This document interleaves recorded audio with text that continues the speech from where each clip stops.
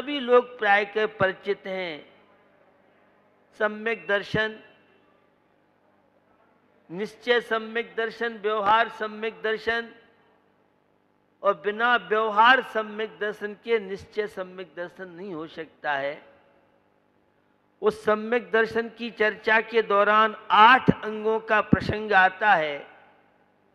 निसंकित शंका नहीं करना, निकांक्षित धार्मिक क्रिया करते हुए कोई भी लौकिक कामनाएं नहीं करना, कर्तव्य मान के इन सब क्रियाओं को करना, निर्विचिकित्सांग गिलानी नहीं करना, और चौथा अमूढ़ दृष्टि विवेक के साथ करना, क्या उचित है क्या अनुचित है। और आज जो अष्ट अंग हैं उसमें उपगूहन अंग की चर्चा है। बड़ी महत्वपूर्ण है। आज के परिवेश में हम लोग विकारी परिणति के कारण अपने कर्तव्यों से विमुख हैं। निज गुण पर और अवगुण ढांके वा निज धर्म बढ़ावे, ये छेडाराकार ने चर्चा की है। निंदा का बड़ा महत्व है आध्यात्मिक क्षेत्र में। आप कहेंगे निंदा करने वाला तो दुर्जन माना जाता है। जो दूसरों की निंदा करता है वह दुर्जन अज्ञानी हो सकता है, लेकिन जो अपने आप की निंदा गर्रा पश्चाताप करता है वह जीवन में क्या प्राप्त नहीं कर सकता है। हम अनंत काल से पाप कार्यों में ही लगे हुए। चलो आचार्य समंत भद्र स्वामी के शब्दों के माध्यम से चर्चा को अपन आगे बढ़ाएं। क्या है वह उपगूहन अंग और साधक कैसे उसके द्वारा विकास करता है। स्वयं शुद्धस्य मार्गस्य बाला शक्त जनाश्रया वाच्यताम यद परमार्जन्ति तद्वदन्त्युपगूहनम्। गूहन, उपगूहन माने दूसरों के दोषों को ढकना और अपने गुणों को उजागर नहीं करना। एक मुहावरा आपने हिंदी में पढ़ा होगा, अपने मुंह मियां मिट्ठू बनना। जो व्यक्ति अपनी प्रशंसा करेगा वह जीवन में कम सफल होगा, मेरे विचारों सफल नहीं होगा। क्योंकि जो अपनी प्रशंसा में लगा रहेगा वह कभी आध्यात्मिक आनंद नहीं ले सकता है। प्रशंसा पर की होती है और आध्यात्मिक क्षेत्र में स्व की चर्चा होती है, आत्मा की चर्चा होती है। आत्मगुणों की अभिव्यक्ति के लिए साधक अपनी साधना करता है। बंधुओं, यह जो जीवन है, कोई व्यक्ति अशुभ कर्म की वजह से कोई नियम संयम व्रत आदि लेकर के अगर वह असमर्थ है, अज्ञानता का प्रभाव है और वह कोई ऐसे कार्य कर लेता है जिसके कारण लोक में अपयश हो, तो ऐसे धर्मात्माओं के द्वारा कोई अज्ञानवश, प्रमादवश, असमर्थतावश जाने में अनजाने में गलती हो तो हम सबका दायित्व बनता है उपगूहन अंग। किसी को सुधारना है तो एकांत में हम उसे समझा सकते हैं, उसके गुरु के द्वारा उसका सुधार कर सकते हैं। लेकिन जन सामान्य के बीच में अगर हम इन चीजों की चर्चा करेंगे तो उपहास का विषय बनेंगे। हम प्रयास करें कि निरंतर सद्गुण ग्रहण करें। पूजन में आप सब बोलते हैं, शास्त्राभ्यासो जिन पतनुति संगति सर्वदार्यई सद्वृत्ता नाम गुण गण गथा दोषवादे च मौनम। दूसरों की निंदा में मेरी जिह्वा नहीं हिले, मौन रहे। और जिनसेन आचार्य ने महापुराण में एक बहुत अच्छी चर्चा की, सज्जन कौन है, दुर्जन कौन है, धर्मात्मा कौन है, अधर्मात्मा कौन है, हैवान कौन है, इंसान कौन है, नैतिक कौन है, अनैतिक कौन है। तो उन्होंने कहा धर्मात्मा कितना भी पापी से पापी भी हो, लेकिन जब तक उसके सद्गुण ग्रहण नहीं कर लेता है तब तक उसे चैन नहीं पड़ता है। वो अधर्मात्मा मिथ्या दृष्टि सज्जन से सज्जन पुरुष हो, कितना भी बड़ा धर्मात्मा तपस्वी हो, जब तक उसके दुर्गुण ग्रहण नहीं कर लेगा तब तक चैन नहीं पड़ता है। अब हम अपने आप को देखें, अगर हमारी छिद्रान्वेषी दृष्टि है तो हम धर्मात्मा नहीं कहलाएंगे, हम सम्यक दृष्टि नहीं बन सकते हैं, हम जीवन में शांति का अनुभव नहीं कर सकते हैं। जो जितना दूसरों के दोषों को देखेगा उसे दार्शनिक शब्दों में बहिरात्मा, डिप्रेशन का शिकार, तनावों का शिकार, विपत्तियों का शिकार कौन होता है? जो दूसरों के दोषों को देखेगा उसकी नेगेटिव सोच बनेगी, और जो अपने आप को देखता है, सद्गुणों को देखता है, उसकी सोच पॉजिटिव बनती है। नेगेटिव सोच का संबंध अशांति से है, नेगेटिव सोच का संबंध अधार्मिक प्रवृत्ति से है, नेगेटिव सोच का संबंध अश्लीलता कामुकता से है, नेगेटिव सोच का मतलब आत्मविश्वास से विमुख होना है। धर्म आपके जीवन में आत्मविश्वास बनाता है, अधर्म आपके जीवन में नेगेटिव सोच बनाता है। इसलिए पॉजिटिव सोच यह सम्यक दर्शन की सीढ़ी है, नेगेटिव सोच यह संसार का मार्ग है, अशांति का मार्ग है, डिप्रेशन का मार्ग है, समस्याओं का मार्ग है। तो हम सब पॉजिटिव सोच बनाना चाहते हैं तो सद्गुणों को ग्रहण करें। गुणगण था दोषवादे च मौनम। सज्जन पुरुषों की विशेषताएं मेरी भावना में क्या भाती हो?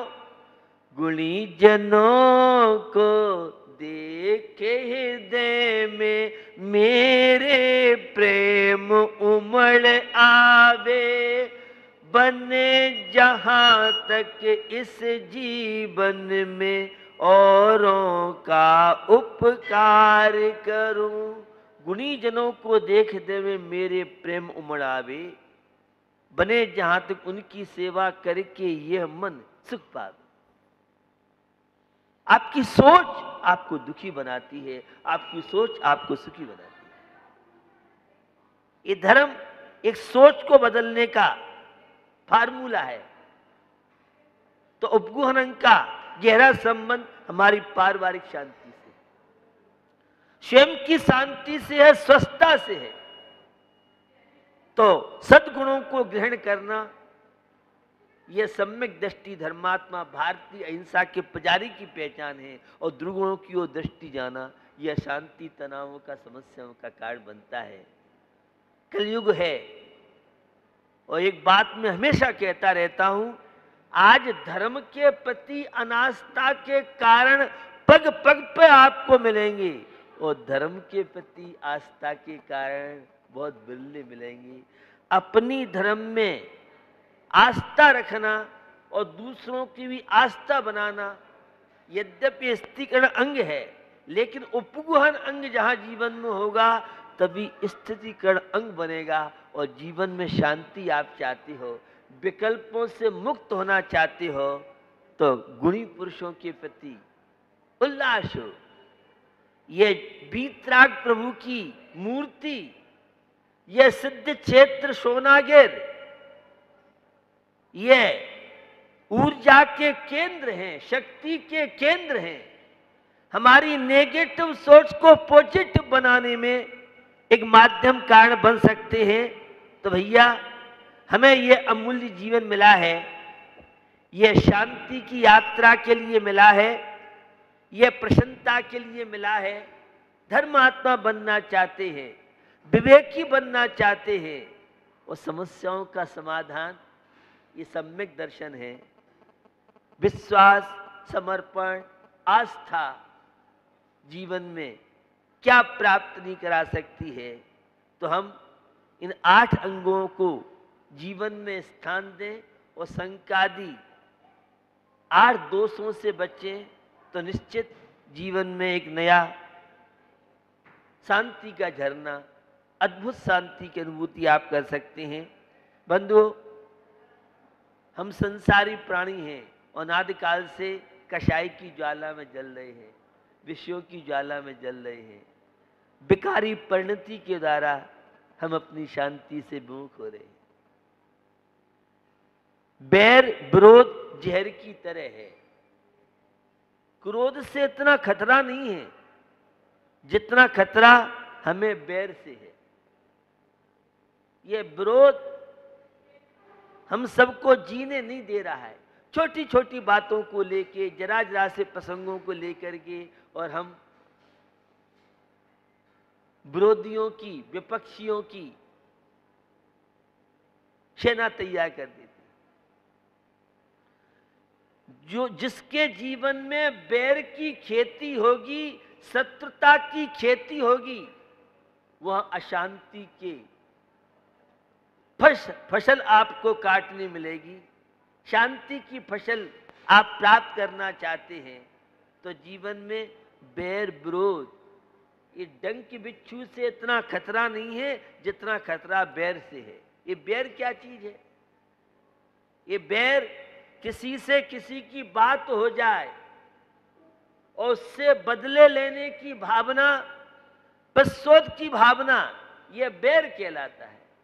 और एक भव का किया हुआ बैर पता नहीं कितने भव तक चलता है। मुझे लगता है आपका पार्श्वनाथ से कमर से परिचय नहीं है, क्योंकि आप खूब पार्श्वनाथ की जय बोलते हैं, पार्श्वनाथ की पूजा करते हैं, अभिषेक करते हैं, लेकिन आपका पार्श्वनाथ से परिचय नहीं। भैया, जिसका पार्श्वनाथ से परिचय होगा वो अपने जीवन में किसी से बैर नहीं करेगा, उसका दुनिया में कोई शत्रु नहीं मिलेगा। आप कहां से बोल रहे हैं? तो मैं मेरी भावना के चैनल आपके सामने प्रस्तुत करता हूं।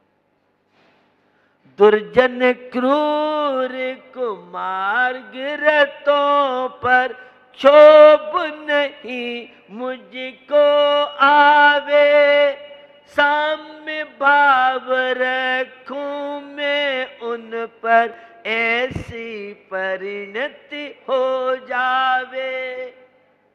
ये जितनी आपको विकल्प होती है, आपको शांति होती है, आपको घबराहट होती है, आपके आत्मविश्वास में कमी आती है, उसका कारण है क्रोध।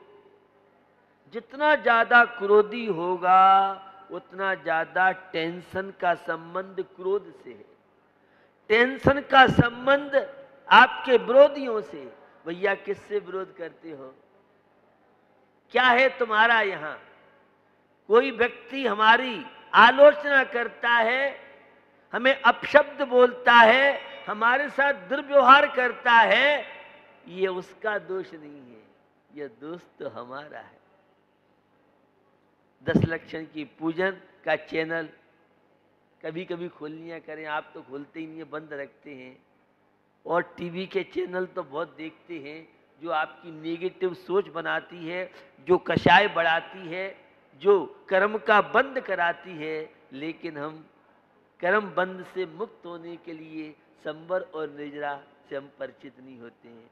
ते कर्म पूरब किए खोटे, सहे क्यों नहीं जियरा, अति क्रोध अग्नि बुझाए प्राणी, साम्य जल ले सियरा।